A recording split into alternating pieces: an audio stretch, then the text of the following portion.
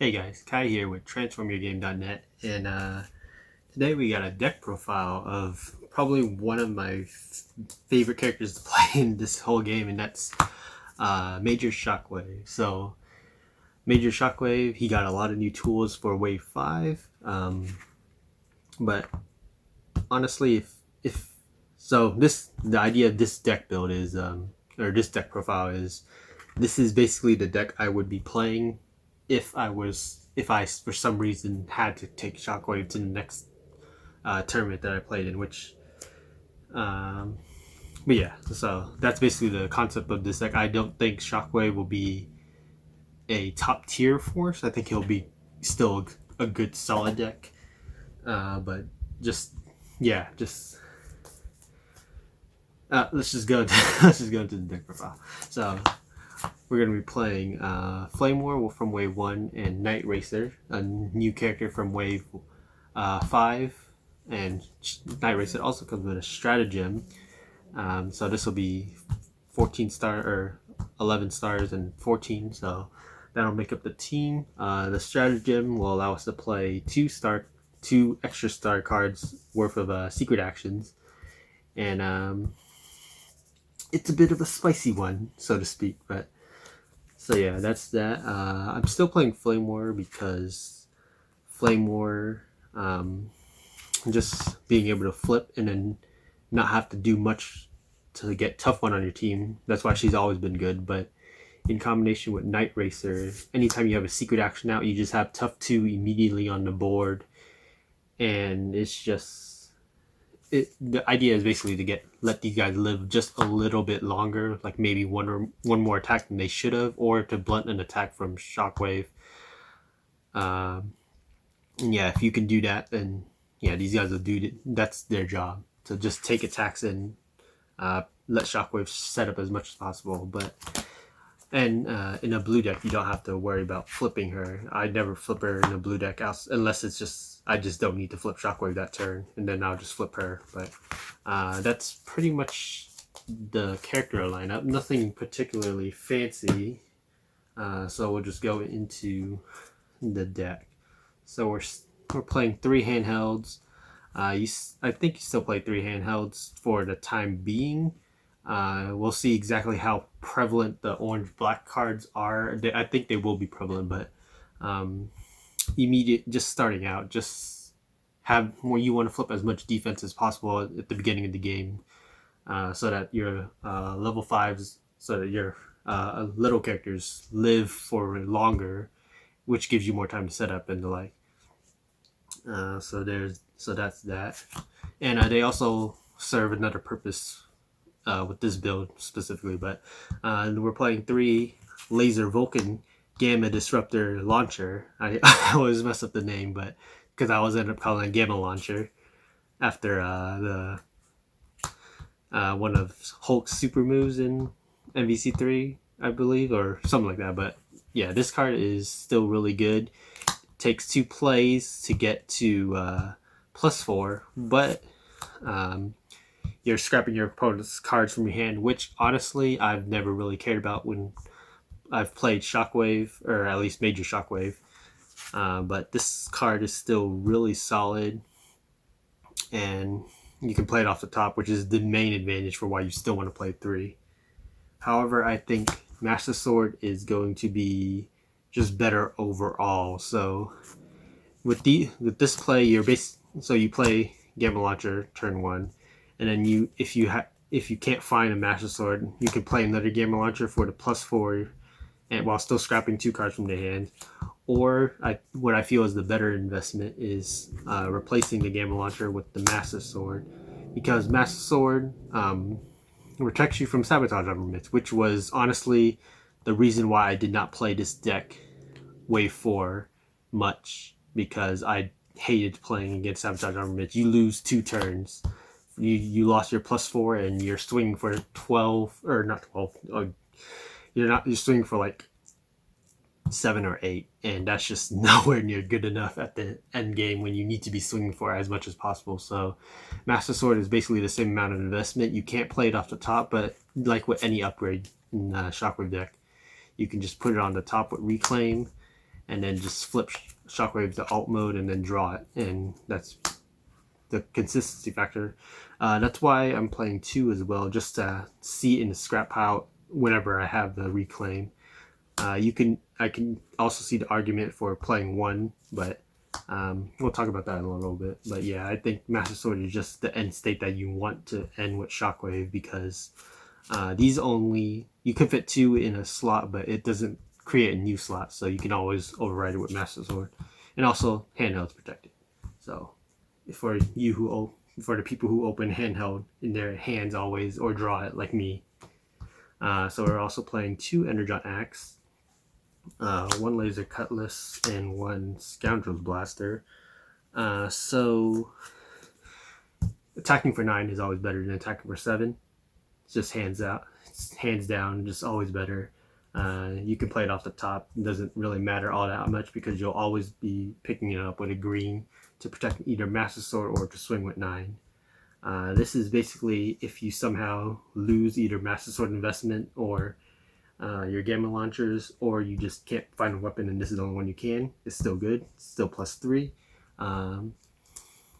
So yeah, that's good. And these 2 are mainly for the little guys to make them relevant attackers, which is useful because if they can push or hold some of the, or push some damage out, then Shockwave won't have to do as much work. But yeah, that's the weapon lineup. We're playing quite a few weapons for Master Sword, of course, but also I just feel you just want to play a lot of weapons in these decks anyways, because weapons are just how you mainly win, or win faster, I guess. So we're playing Sparring Gear and Sturdy Armor. This is just a force of habit. This could probably easily be Hollow Matter Projector, especially if once Horrible starts picking up steam. But yeah, this is just really good. And then this is also good against range characters, and it's just a solid number for things like Belligerence. And then we're playing 2 Field Communicator and 1 Energy Pack. So what Field Communicator specifically, it's just one of the best cards in the deck because you always know what's at the top of the deck, so you basically just get 2 action plays for the turn, or you can play in 2 upgrades for the turn, also getting +1, so your Shockwave can hit that 12 pretty easily because of it. And then Energy Pack just lets Shockwave just live so much longer. Like he has 17 HP, but with the +4 he's 21, and 21 and 3 defense is just a lot to get through. I've honestly won quite a few games that I shouldn't have because I had this on. So yeah, just really solid. I don't think you really need to play more than 1 because you'll be able to see it pretty easily with reclaims. And then next up, we're playing for the actions. We're playing 3 Security Checkpoint. Just really good.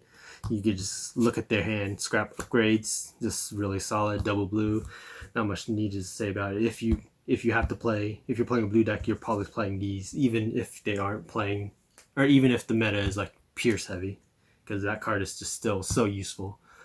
I'm personally playing 2 Camion Crash, so I think this slot can easily also be Tripwire if you see either the Mirrors or Galaxy Prime, or just any deck that runs a lot of level 5s like Airstrike. Then you could easily play these over the Camion Crash in the Mirror, or just in general, but at least side the Tripwires, because there are going to be a lot of situations where you are going to need the Tripwire. But so specifically for this list, why I'm playing Camion Crash is just to have Shockwave do less work as possible, because just 2 damage in general. Just if Shockwave misses, then you can use this to clear them out. It's a black pip, so that if you flip it off the little guy's attacks, their attacks matter, and they don't really care. You don't really care dealing a damage to them. Alright, then next up we're playing 2 Bigger They Are, making the little guy's attacks matter, and it's still relevant on Shockwave because it gives +2. Just really solid overall. 2 Spy Master's Ruse, and we're just going to do the rest of them real quick. Reclaim, Counter Espionage, and Reprocess. So Reclaims, I can easily see this being 3 and 1. with one being the Master Sword, but there's been a lot of games where these will just, once you get set up, then these will just sit in your hand doing nothing.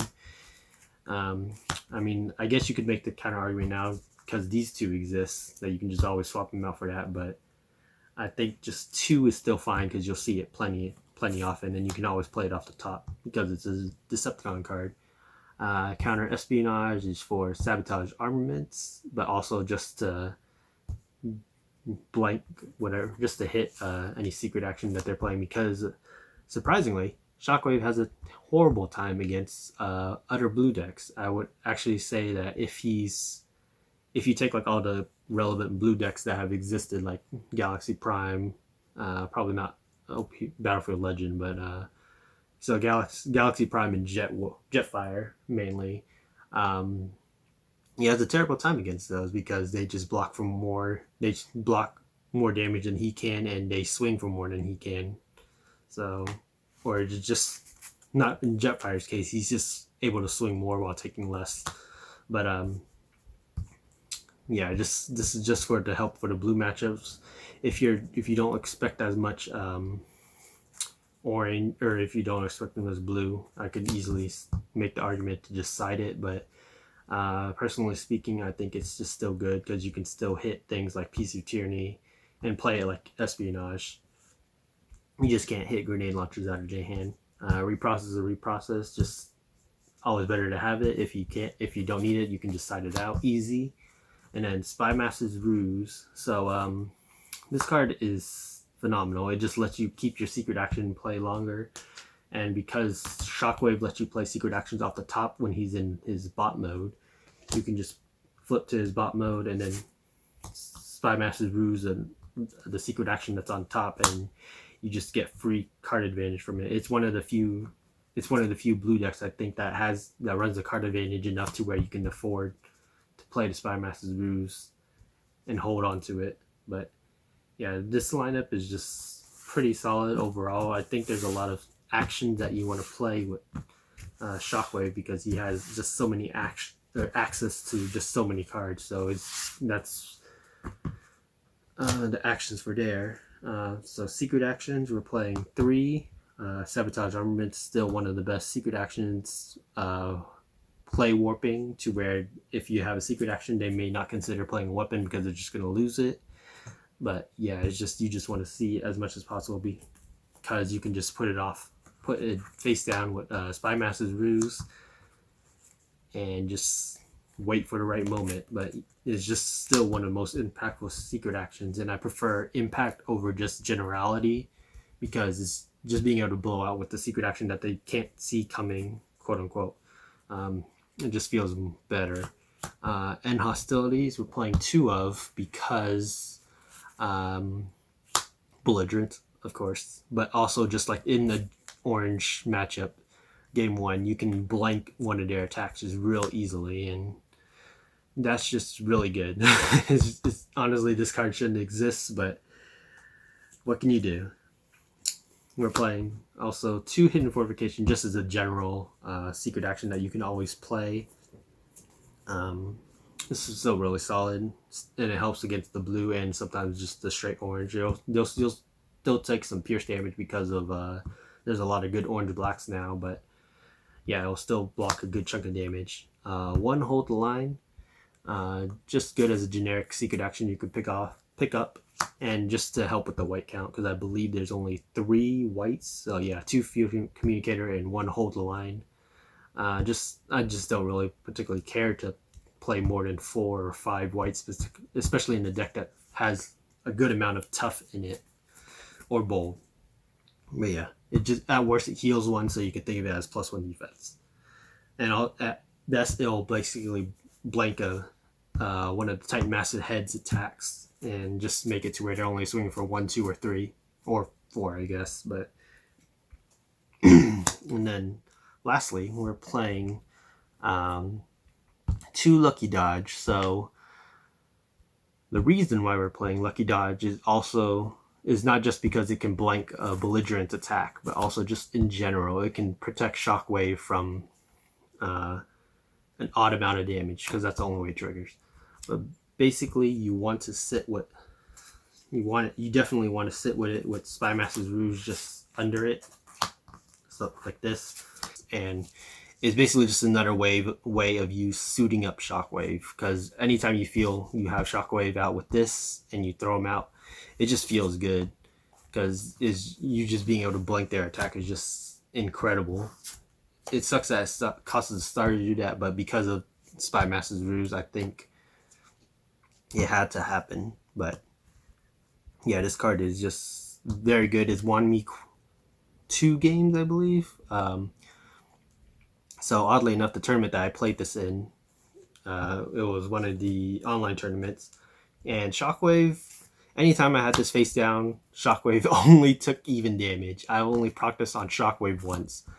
The other time that I procced it to win the game was basically on Flame War. Flame War was living, she was gonna take 9, and then she took 0.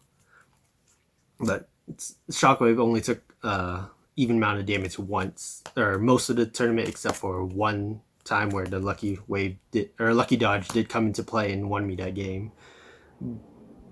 Realistically, I don't think that's gonna happen all too often. That's actually one of the more unlucky scenarios, but yeah, that is the problem with running this card. It is a coin flip, somewhat, but I would rather just play this than Heroic Resolve, which is just a secret action that doesn't do anything other than enable tough one or you flip double blues. And I think having just the standard 6 double blues is just better than having 8 double blues, especially in a format where I think it's going to meld more towards the orange blacks, or just orange decks playing more natural orange black cards, so that they don't have to worry about going through 8 double blue defenses, which may or may not exist.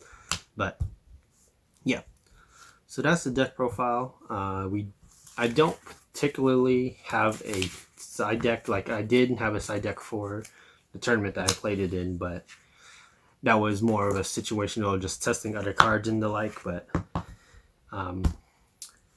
yeah, my man Shockwave. So just to get into a few more specifics, I don't think Shockwave is going to be specifically good enough. If you're going to a tournament and you are planning to want to win, and you have all the characters and whatnot, I don't think you should take Shockwave, honestly, because he had more work cut out for him last format, because the other big boy blue decks basically just did more than he did. They were able to hit more, or their other characters were able to hit more, or they were just able to blunt more damage. And which is why I think he's honestly one of the better blue decks in an orange format.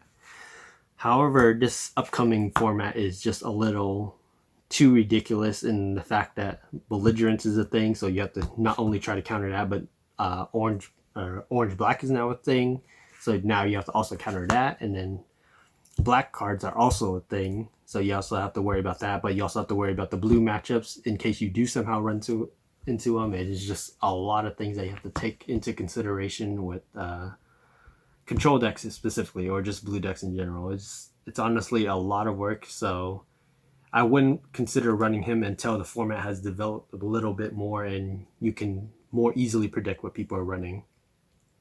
But yeah, that's that. And because he's doing most of the damage, and because of how much wider decks are getting with Titan Masters, it's just one too many attacks he has to make that he may not live for. So if you're going into, say, and Sky Shadow just eats Shockwave alive. It's just way too many things you have to prepare for with Sky Shadow. So Sky Shadow is just a problem for blue decks in general, but with Shockwave specifically, is just he just cannot get through that many bodies. Just 4 bodies that he has to get through and live through.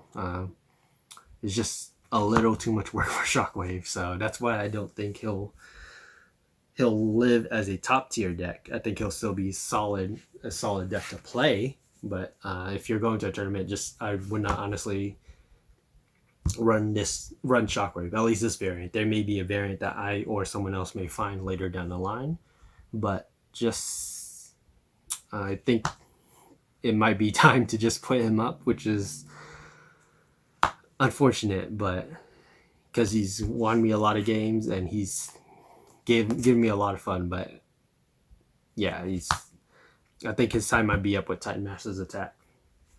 But if you are still wanting to play him, I think this is still a solid way to go, specifically because he still has a lot of advantages. It's just you have to take into account too many things with him and or a control deck in general. And I actually think so. Just blue decks in general. I think he'll still be one of the forerunners for sure. But I think there will be other better blue decks like Galaxy Prime that'll be the next deck profile that I do. I have a Galaxy Prime list that I want to also show you guys that I think will probably have a little more relevance. But so that's the deck profile for Shockwave. If you guys like the deck profile, be sure to subscribe down below for. We're going to be doing more content, not just the podcasts, but check out the podcast if you want more strategy or in-depth competitive analysis. And yeah, we're going to be doing more content, not just the podcasts. We're going to be trying to do some more deck profiles of some decks that we've been working on, some old decks first, because those are just easiest to translate and also don't require as many proxies. But yeah, that'll be it for Shockwave. I hope you guys look forward to the next one. Until then, see ya. And they don't really care. You don't really care dealing a damage to them.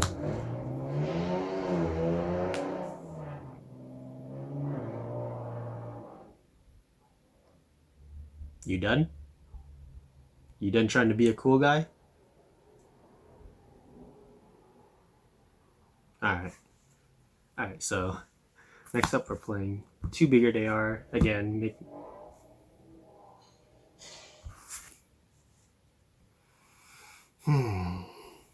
man, I hate cool people.